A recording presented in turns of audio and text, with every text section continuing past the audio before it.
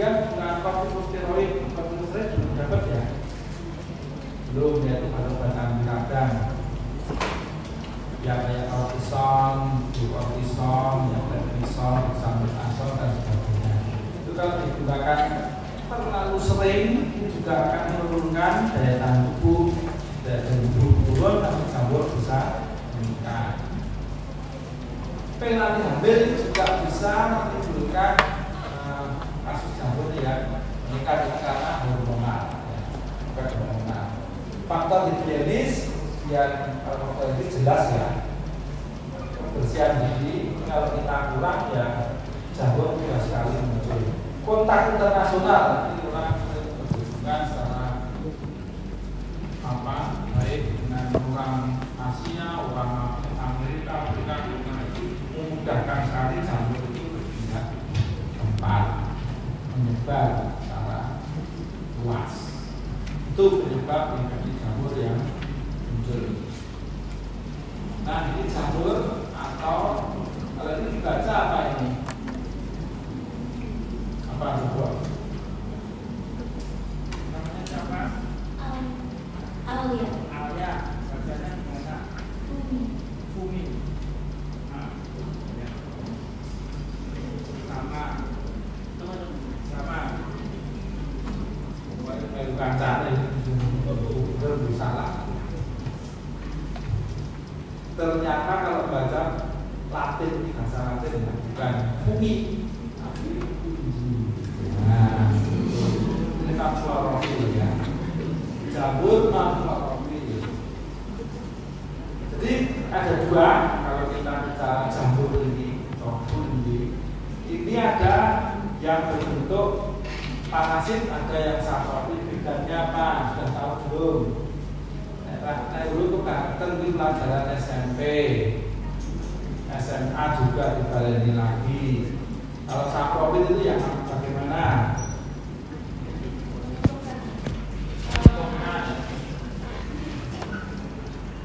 Parasit tidak menguntungkan. Saya tahu bedanya saprofit sama parasit. Ya, ya nanti juga IDW ya semuanya itu mau SMA dulu sudah ada, betul nggak? Saprofit parasit itu SMA ada waktu SMA saya berdapat. Terus pikir ya. Nah, ini jamur ini berkembang dengan hipen namanya, dan untuk miselium ini kelompok-kelompok. Kemudian selnya disebut spora ya, kami spora juga berkembang jadi banyak sekali. Ada 100 jenis jamur lebih. Ada yang menguntungkan, ada yang merugikan. Yang merugikan disebut pulvipatogen. Contoh yang menguntungkan apa? Jamur yang menguntungkan. Oh, ini gede. Satu aja.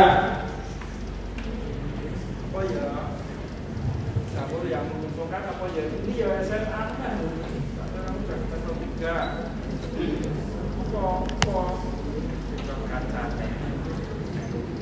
lupa. Saya lagi bukan kuburan lupa.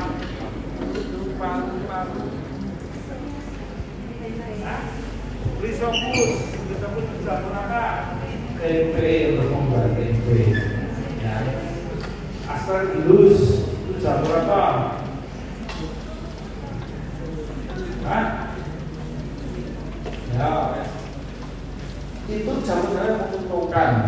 Contoh jamur yang yang lain itu jamur yang bisa dijadikan obat. Ya, ada Streptomyces dose, itu dari jamur Streptomyces itu nanti dikembangkan dari jamur menjadi Streptomycin. Streptomycin itu antibiotik.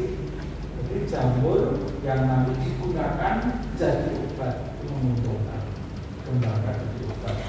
Kalau yang merugikan, contohnya apa? Jamur apa? Ya nanti yang menguntungkan, contohnya yang di dalam itu banyak sekali. Ya, yang menguntungkan.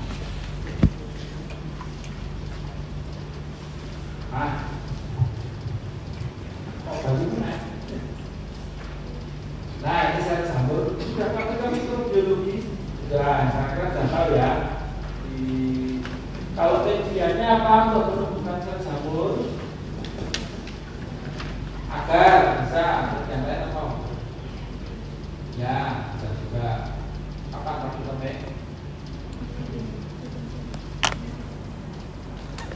Rekruternya kapan? Oh, baru kemarin. Nah, baru kemarin kan ingat. Semester depan raportnya sudah ada ingat. Oh ya, dulu udah lupa. Nah, ini menjadi sel jamur. Ada kadang media sporoid. Enggak, saya benar. Nah, ini sel-sel jamur seperti ini. Ini kalau di piring Petri, ya, di piring Petri itu berupa kayak lingkaran-lingkaran ini. Jamurnya berubah. Kalau dari selnya seperti hifa atau hipen berarti ya. Nah, sekarang sedikit cerita mengenai flora organisme normal dari kulit. Flora normal itu ada flora tetap. Jadi ini organisme yang normal ada dalam kulit kita. Namanya flora tetap atau residu flora. Ini mikroorganisme yang tetap di situ. Bila sudah terganggu keseimbangan segera pulih lagi. Jadi bisa kadang-kadang meningkat, kadang-kadang menurun, tapi bisa pulih kembali. Nah, ini biasanya untuk pertahanan kesehatan dan fungsi normal tubuh. Misalkan itu ada yang bersifat vitamin K, membantu penyerapan gizi, atrasitus dan sebagainya itu. Ya, itu flora normal. Ada yang disebut transient flora atau flora selewat. Itu dari non patogin maupun potensial lokal tidak menyebabkan penyakit. Nah, bila flora tetap terganggu dapat berkembang biak yang menimbulkan penyakit itu. Jadi contoh flora normal. Contoh pada vagina, ya, seorang wanita, namanya vagina ya seperti wanita ya. Tidak ada vagina yang itu ya. Soalnya operasi plastik. Ini ada flora normal yang namanya lactobacilli, sangat berguna bagi seorang perempuan. Namanya lactobacilli. Lactobacilli ini fungsinya apa? Lactobacilli fungsinya mengubah karbohidrat menjadi asam laktat. Karbohidrat belajar sama. Dapat tidak diubah, tujuannya apa? Di vagina ini asam laktat menjadikan suasana vagina itu jadi asam. Asam ya. Fungsinya apa kok suasana asam? Nah, ini ternyata ada tujuannya. Kalau dalam suasana asam ini mikroorganisme patogen itu terhambat atau tidak bisa tumbuh. Ya, hanya mati di situ. Termasuk jamur. Ada suasana asam, jamur itu akan mati. Nah, sekarang ini bila ya, lactobacilli ini flora normal di situ itu sirna dari tempatnya dari vagina itu akibatnya apa? Itu sirnanya bisa karena kita minum antibiotik tadi spektrum luas, contohnya penicillin, amoxicillin, ya, ampicillin dan sebagainya, atau mungkin golongan lain, ya, dari golongan quinolon dan sebagainya, itu bisa menyebabkan musnahnya flora normal, termasuk lactobacilli. Kalau lactobacilli hilang, suasana asamnya jadi hilang juga, ya toh? Kalau suasana asam hilang, muncullah jamur di situ gampang, termasuk Candida albicans. Efeknya apa? Itu perempuan sering terjadi keputihan. Ya, keputihan itu salah satu penyebabnya karena jamur Candida tadi. Keputihan itu karena jamur. Tapi keputihan tidak hanya karena jamur, ada Trichomonas juga bisa menimbulkan keputihan, atau stres juga bisa. Ya. Ini, nah makanya tadi kita tidak boleh menggunakan antibiotik secara sembarangan. Sumber penularan jamur itu spora dan serpihan kulit penderita yang bisa menularkan yang berkembang dengan miselium. Miselium ini mengeluarkan enzim, ya. Nah, enzimnya itu menimbulkan rasa gatal, peradangan, merah, nyeri. Nah, gejala-gejala kena jamur. Itu ya. Nah, sekarang kita bicara mengenai penyakit jamur. Penyakit jamur atau mikosis yaitu penyakit yang disebabkan oleh jamur. Ada dua klasifikasi. Jangan dikira orang jamur itu hanya yang di luar saja kayak paru, ya, atau mungkin jamur di bokong, atau mungkin di tengkuk, atau di rambut, ya, di kepala. Bukan ya. Jamur itu ternyata bisa berkembang di mana saja, termasuk organ-organ dalam jantung, saluran cerna, paru-paru, bahkan sampai di tulang. Sehingga ada dua klasifikasi. Ada mikosis profunda itu yang menyerang organ dalam, dan mikosis superficialis itu yang di luar, termasuk mukosa, kulit dan mukosa. Sekarang mikosis profunda dulu. Mikosis profunda terjadi terkait pada jamur. Gejala klinisnya tertentu, tergantung yang diserang organ mana. Itu mikosis profunda, ya, yang di dalam.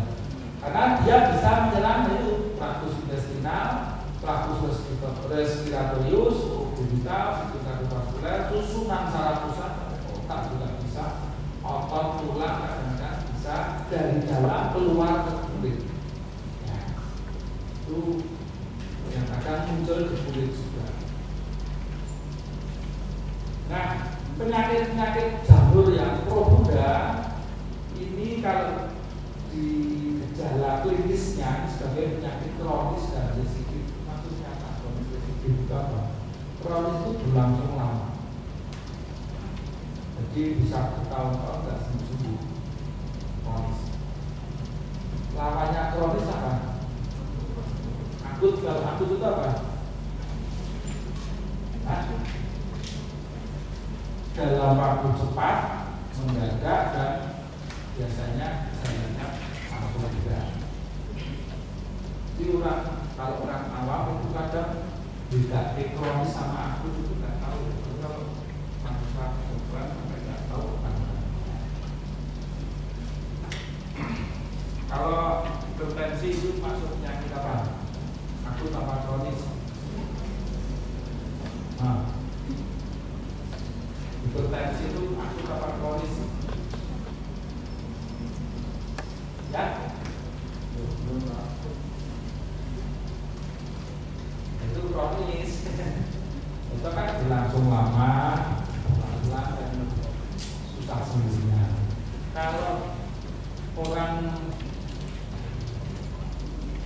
tifus itu akut apa kronis? Akut, ya, yang bersifat mendadak, tiba-tiba itu akut. Nah, penyakit jamur ini biasanya kronis, jadi berlangsung lama, dan residif itu apa?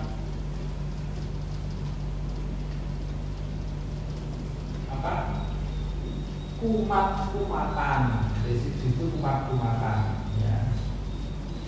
Jadi kronis dan kuat-kuatan ya kadang muncul, kadang mereda, muncul lagi, mereda. Tuh, di jamur jenis seperti itu. Manifestasinya dapat berupa apa? Tumor, ya, dalam tubuh kita, misalkan kayak tumor itu, infiltrasi kayak nyerang ini masuk ke dalam organ-organ ini. Kemudian peradangan, hubungan peradangan, vegetasi kayak saluran, lupus itu lenggokan, sinus itu lubang gitu ya, kalau fistel itu terowongan. Ini manfaatnya berupa ini sehingga orang kalau sakit jamur itu kadang-kadang susah dibedakan dengan penyakit lain, tergantung organ mana yang dituju. Misalkan orang kena jamur di saluran cerna, jamur.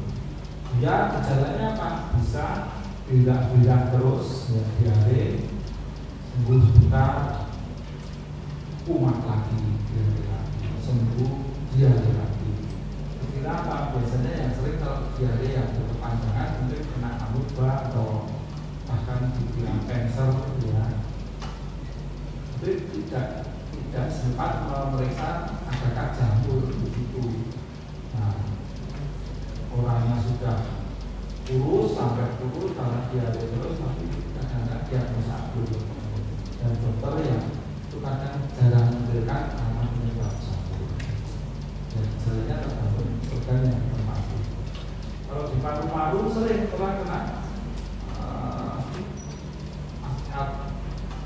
jamur paru, dia itu gejalanya batuk-batuk lama, ganti TBC 6 bulan, 9 bulan tidak sembuh, masih batuk terus, pikirannya penyakit TBC ternyata. Nah itu bisa terjadi.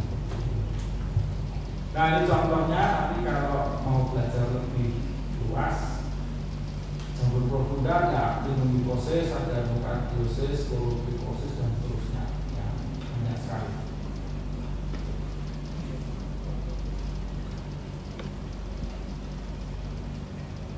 Nah ini contoh aspergillosis yang ada di supraklavicular.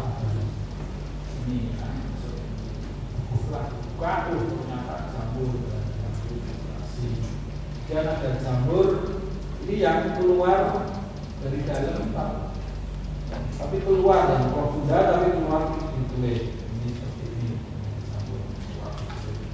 Ada juga ini proses yang di hati, ya, istilahnya mungkin atau terus tangan bawah sering sakit, nyeri, nah, ternyata ada jamurnya ya, bukan hepatitis karena bakteri atau apa. Dan ini proses di paru yang tadi yang dikira TBC ternyata ada namanya chlorotrichosis, ini yang bentuknya kaki. Jamur profunda, ya. Itu penyakit jamur yang profunda. Sekarang yang superficialis, ya. Yang superficialis ini ada namanya dermatofitosis. Penyakit jamur superficialis. Dan dermatofitosis itu apa? Penyakit pada jaringan yang mengandung zat tanduk. Contohnya zat tanduk itu Staphylococcus epidermis, ya, epidermis rambut dan kuku. Yang disebabkan oleh golongan jamur dermatofita. Ini sering kuku kalau berbentuk hitam terus sudah rapuh, agak kecoklatan, hitam rapuh, sudah tidak dengan gampang, itu hati-hati, bisa karena jamur kuku. Nah ini sering karena ini dermatofitosis. Ada 3 jenis ya untuk dermatofitosis. Ini kembali dari Biosporum, Dendropiton maupun Epidermopiton. Nanti di parasit tidak ada. Contoh jamur-jamur dermatofitosis ini ada Tinea capitis. Ini yang serang apa? Rambut dan kulit kepala. Tinea capitis, Tinea barbe, dagu dan jenggot. Biasanya ya kebersihannya kurang, bisa serang jamur di dagu dan jenggot. Tinea cruris ini di genitocuris di daerah paha dan genital, ya, di situ. Anus, bute, bokong, perut bawah, ini di kaku. ini. Tinea pedis and manu kaki dan tangan. Nah, ini ada pitosis provincialis yang hematopoiesis. Kemudian ada tinea urinum, ini menyerang apa? Kuku dari tangan dan bisa dari kaki. Atau tinea corporis itu menyerang bagian lain. Ya. Yang dermatofitosis, ya. Yang non dermatofitosis ini ada litiasis versi bawah panu, ya, di Melissia purpur gitu ya, bahasa asingnya. Panu, penyakit jamur. Ada golongan penyakit hidra namanya infeksi jamur pada rambut. Gitu. Keratopitosis itu jamur yang kena di kornea mata bisa juga terkena jamur. Ya. Bisa jadi buta, yang tidak bisa dengan keratitis bisa buta. Ini yang dermatofitosis juga tinea nigra palmaris. Nah, ini biasanya di tangan juga, berbisa dan tanpa gejala. Nah, ini contohnya tinea pedis seperti itu yang menyerang kaki. Ya, tinea pedis.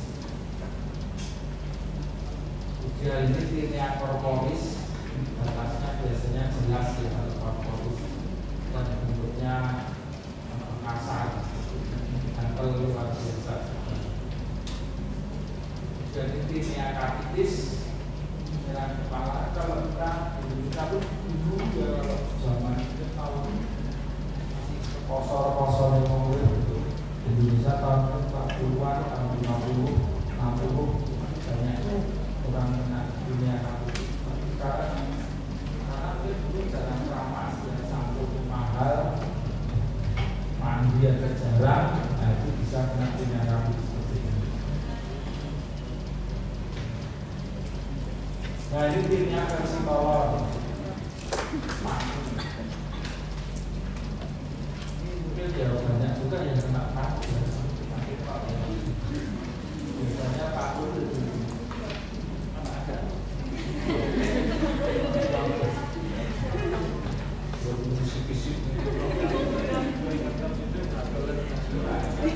Pamu.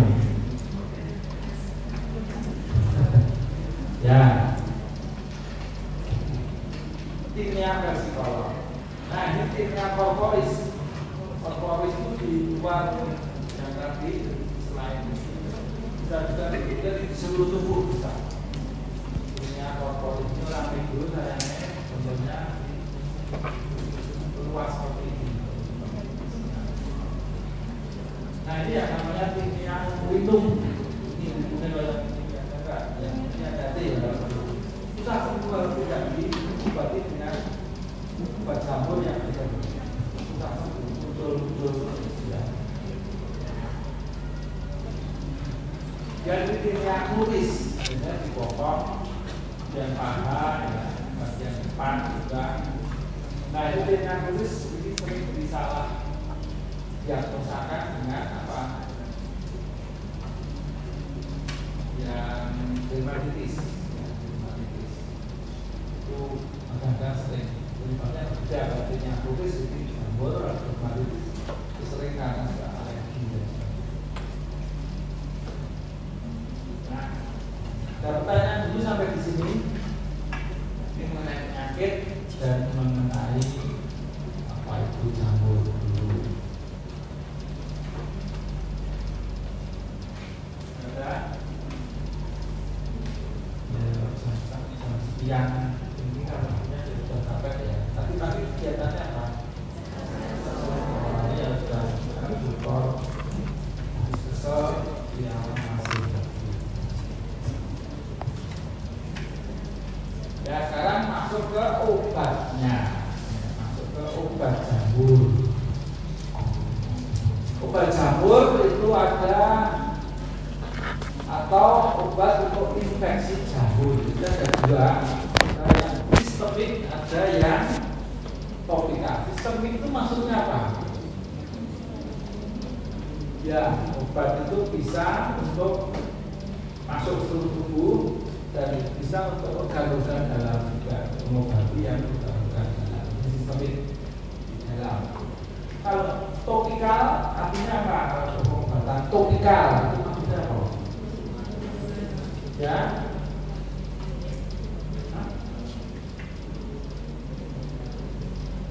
tidak hanya di kulit ya topikal. Topikal itu bisa di mukosa juga. Topikal itu artinya di situ saja, topikal. Jadi tidak bisa masuk ke dalam, hanya setempat. Nah, bahasanya tempatnya untuk setempat. Contoh untuk topikal itu ya obat topikal ya. Itu apa? Contohnya apa? Aseklopil salep ya, yang salep atau krim ya itu setempat. Yang lain lagi yang bisa masuk di dalam mukosa apa? Tetes mata buat topikal.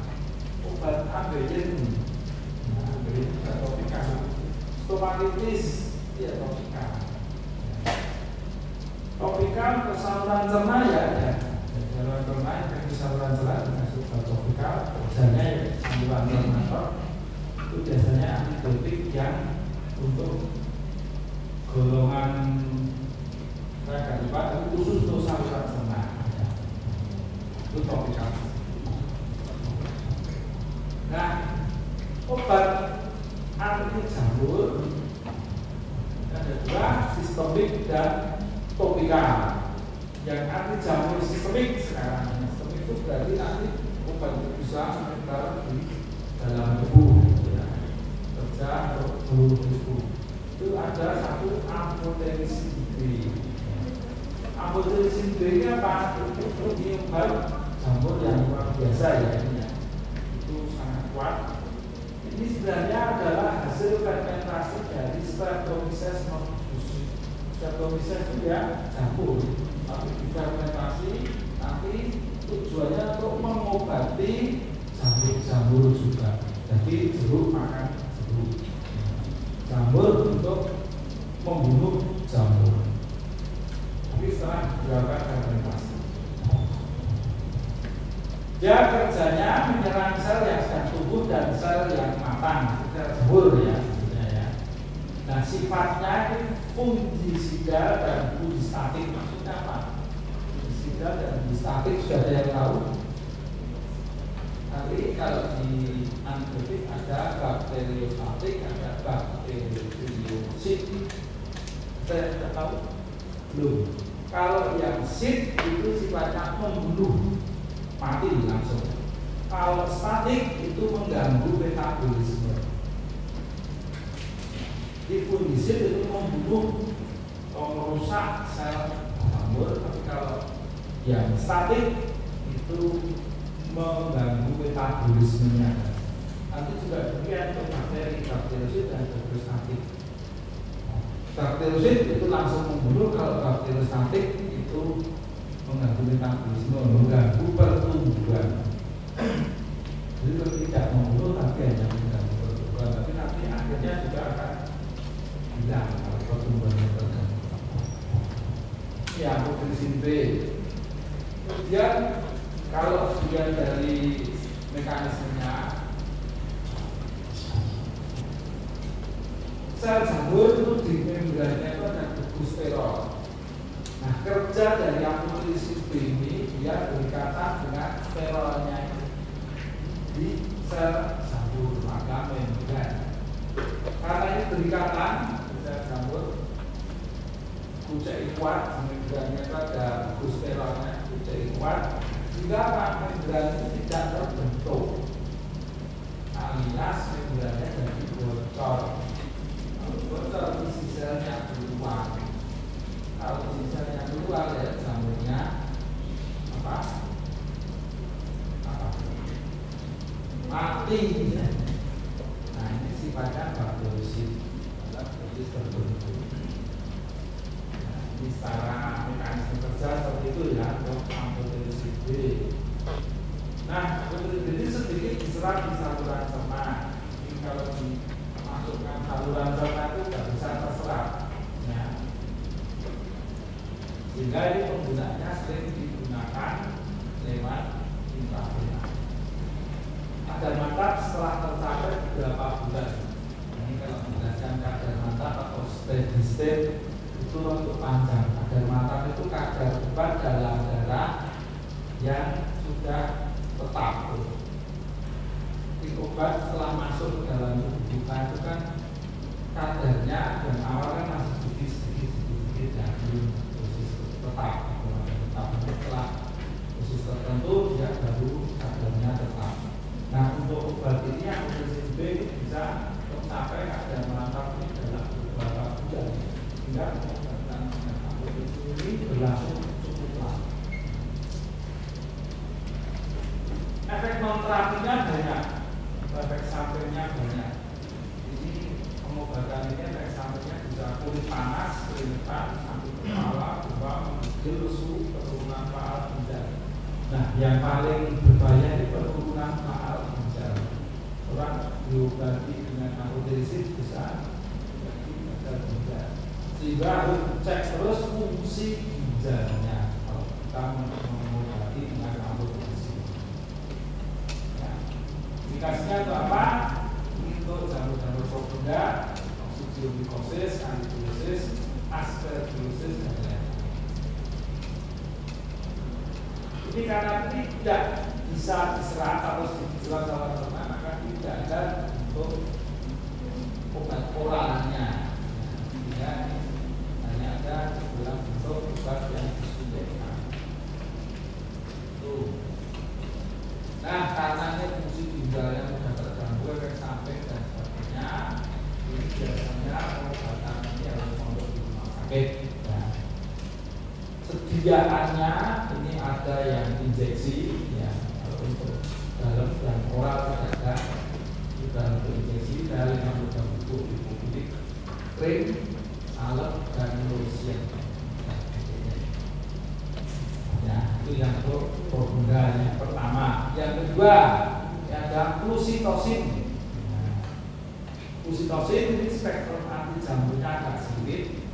Ini hanya bisa untuk cryptococcosis, candidiosis, chromomycosis, tuberculosis, aspergillosis. Nah, ini bisa diserap dengan baik lewat saluran cerna, sehingga flusitosin ini ada dalam bentuk tablet oral. Atau oralnya ada diminum bisa. Kalau yang amfodarisin tadi tidak ada yang bisa diminum. Dan puncaknya hanya cepat, ya 1-2 jam. Non terapinya ini kurang toksik dibanding amfodarisin B. Jadi lebih aman. Bahkan efek untuk ginjal itu minimal sekali, sehingga sering digunakan untuk penggantian amfodarisin B. Nah, ini sering menimbulkan mual, muntah, diare, dan enterokolitis. Flusitosin tidak nefrotoksik, jadi ke ginjal aman. Efek lain biasanya muncul sakit kepala, kadang bingung, pusing, ngantuk, halusinasi. Jadi ini obat yang sangat berharga karena kurang toksik dan bisa ada sediaan oral. Ada orang gampang menggunakannya, tidak perlu masuk rumah sakit. Dan bisa digunakan sebagai obat tunggal untuk chromoblastomycosis. Ini bisa dalam bentuk kapsul, tapi tidak boleh untuk wanita hamil. Dan yang ketiga ada ketoconazole. Ini aktivitas bisa sistemik, tapi bisa juga yang non sistemik. Nah, ini ketoconazole. Peroral baik diserap melalui saluran cerna, sehingga ini banyak digunakan yang terlibat dalam bentuk tablet dan oral. Nah, ini efek non terapinya macam-macam, tapi lebih ringan dari amfodarisin B tadi. Biasanya dari kepala, vertigo, dari epigastrik, fotofobia, paresthesia, gusi berdarah, trombositopeni, dan ini yang sering menimbulkan leukomastia. Leukomastia itu apa? Ada yang tahu leukomastia? Kalau menggunakan obat ini ya, ketoconazole ini agak jangka panjang itu bisa leukomastia. Leukomastia itu apa? Laki-laki yang payudaranya tumbuh Ya, ini akibat dia menekan hormon, menekan testosteron ya, sehingga dominan estrogennya pada laki-laki.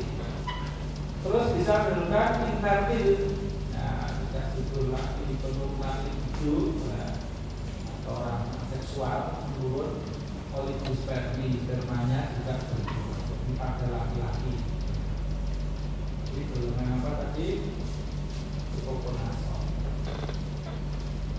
Indikasinya bisa histoplasmosis, ulah sendi dan sebagainya.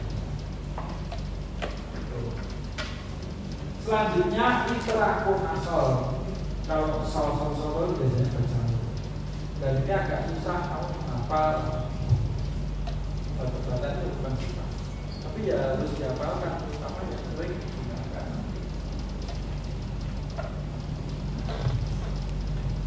Kalau itraconazol ini masuk turunan triazol. Turunan triazol ini masih berhubungan dengan ketokonazol. Ya, kan ada sampingnya lebih lebar, efek sampingnya lebih kecil dan indikasinya hampir sama dengan ketokonazol. Ada golongan fluconazol, jadi turunan triazol juga, khasiatnya baru. Diserap sempurna oleh saluran cerna, bagus penggunaan oral. Kebaratan dalam darah tubuh juga pada sekutu dan saliva. Sebagai kalau di farmakologi itu disebut farmakokinetiknya, tidak tersebut. Anda kan jelaskan berarti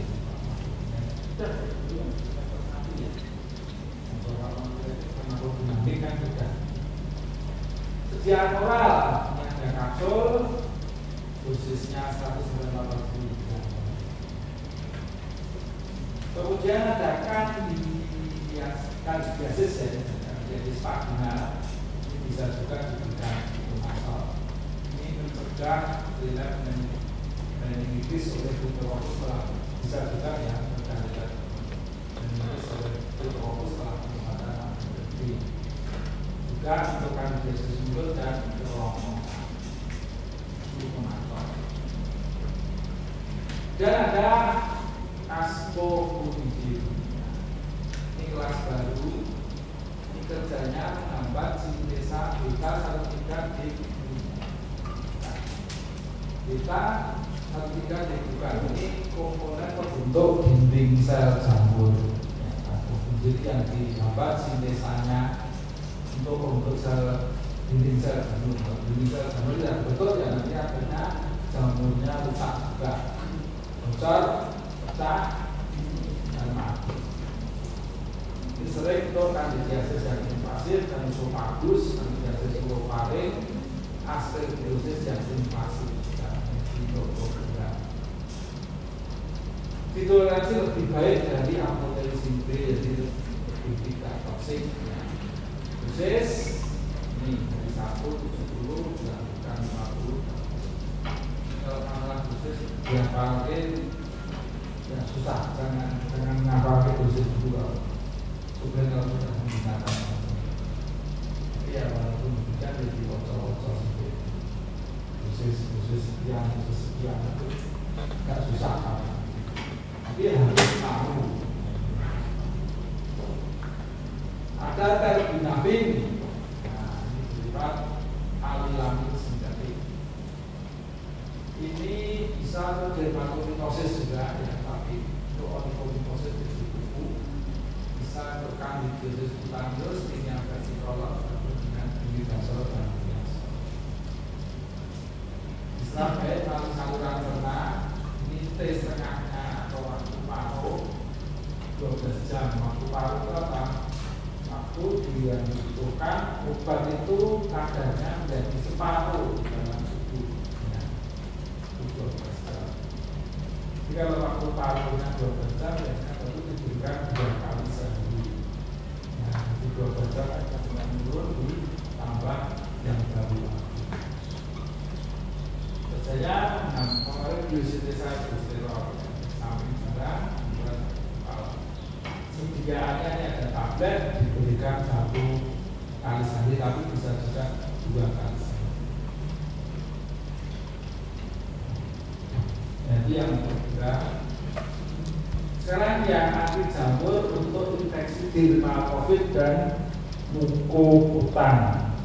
Dermatovid dan mukokutan. Ini ada griseofulvin, terkenal ya griseofulvin kalau di puskesmas ada. Ini ditemukan tahun 46 oleh Brian ya, dari cover faktor griseofulvin dari P. Zamoyski, jenis jamur juga. Sangat efektif untuk jamur-jamur dermatovid yang tidak tadi trichopiton, epidermidis dan sebagainya. Efeknya fungisid dari membunuh, kerja menghambat mitosis jamur. Jadi pembelahan jamur itu dihambat ya, dengan mengikat protein si griseofulvin ini. Di saluran cerna penyerapan kurang baik. Bersama makanan penyerapannya akan menjadi baik. Efek terapi yang berat jalan, yang sulit kepala. Indikasinya untuk penyakit kulit, kuku, rambut, dan biosis dan jenisnya versicolor. Ini tidak bisa, tapi untuk infeksi kuku, kulit, rambut, dan biosis bisa, tapi untuk sediaannya ada yang tabel 125 mg, 500 mg, dispensi 125 mg. Kemudian imidazol dan triazol. Ini imidazol punya spektrum luas, termasuk kelompok ini ikonazol, cotrimazol, econazol, dan lain-lain. Dan iconazol ini banyak digunakan ya, salep 88 dengan 188 isinya kan iconazol dan jamur beruang. Masuk turunan imidazol, termasuk jamurnya hebat. Nah, contohnya ini iconazol. Mekanisme kerjanya belum jelas, tapi diperkirakan karena menghambat sintesa aldosterol yang ada di sel jamur tersebut. Bisa juga mengganggu sintesa asam nukleat terganggu, nanti mitosisnya juga bisa terganggu. Penimbunan perosida dalam sel jamur juga akan merusak karena perosidanya merusak sel jamur. Ini menyebabkan sel jamur rusak. Jadi mekanismenya seperti itu. Di iconazol yang topikal bisa untuk dermatitis, jenisnya versicolor, kandidiasis mukosa. Terapinya kadang menimbulkan iritasi, rasa terbakar maupun maserasi. Maserasi itu kayak kulitnya kelompok. Ya ada krim, ada tidak tabur dan jel. Kemudian cotrimazol. Ini mirip dengan iconazol, topikal dan sebagainya. Juga untuk idiopedis, kuris, versicolor, infeksi kulit dan mukovaksitis oleh Candida albicans. Nah, untuk cotrimazol ini ya perlu dihafalkan ya, karena ya memang farmako itu ya harus ngapalin nama-nama obat, jenisnya, mekanisme kerja, sampai ya termasuk nanti dosis-dosisnya yang digunakan berapa. Jadi kalau sudah sering menggunakan nanti akan bisa apa ya, ini sudah diubah. Ya ada yang krim, ada yang krim vaginal juga, ada yang Candida vaginal di tablet krim atau tablet vaginal 1 kali sehari selama 7 minggu. Efek memakai topikal rasa terbakar, terima efek gatal dan pemberikan. Terus pistatin. Pistatin ini hasil dari Streptomyces brucei, jenis jamur juga. Pistatin ini lebih toksik dari amlodipine B, sehingga tidak boleh digunakan sistemik ya, karena sangat toksik.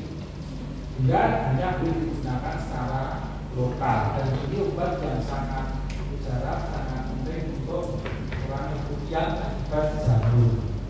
Kemudian jamur Candida albicans itu ada namanya tablet vaginal. Tablet vaginal itu memang obatnya dimasukkan di vagina. Ya, masuk ke vagina nanti akan meleleh di situ, dan itu bekerja lokal di situ. Ya, untuk kerugian lokal sangat manjur sekali. Tablet vaginal. Ya. Nah, ini tabletnya seperti ini, tidak boleh diminum ya. Ini untuk tablet vaginal. Tablet tapi vaginal. Dan ada statin yang krim ini biasanya atau tetes biasanya untuk stomatitis atau sariawan pada bayi-bayi tadi. Ya. Dia ada krim, salep, tablet vaginal, tetes oral.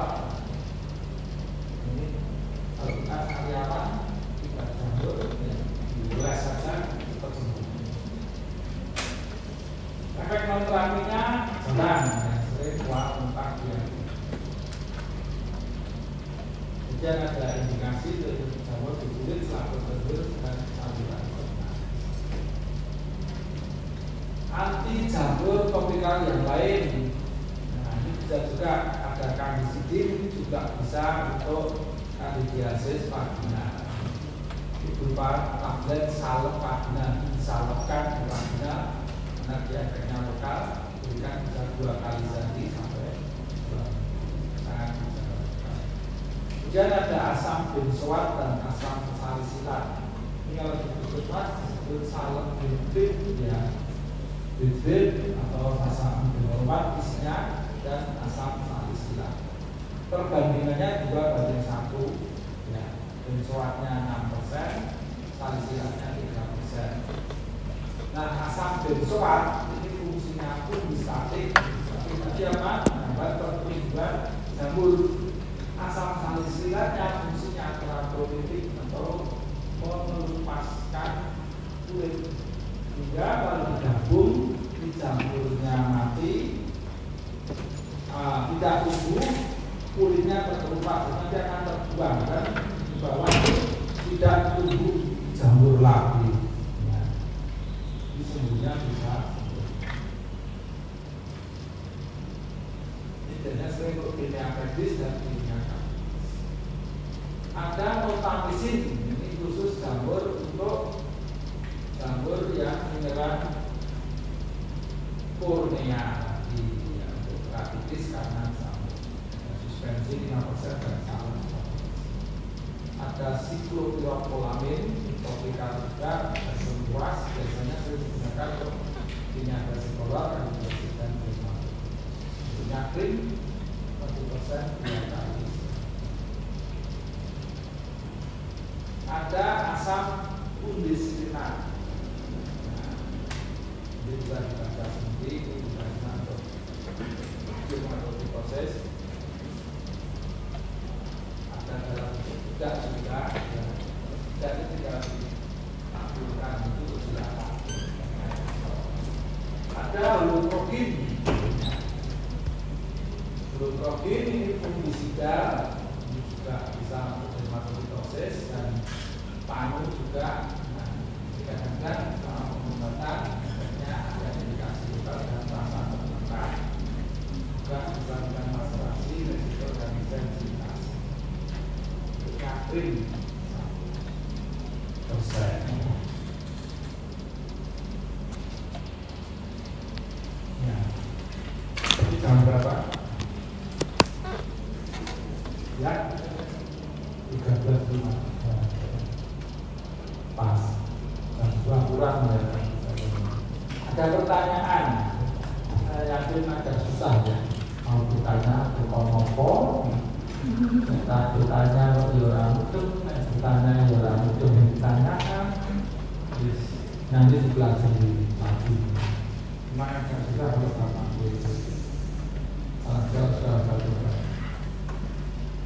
Ada pertanyaan? Belum ada, cukup sampai di sini. Terima kasih. Sampai ketemu lagi. Tidak usah.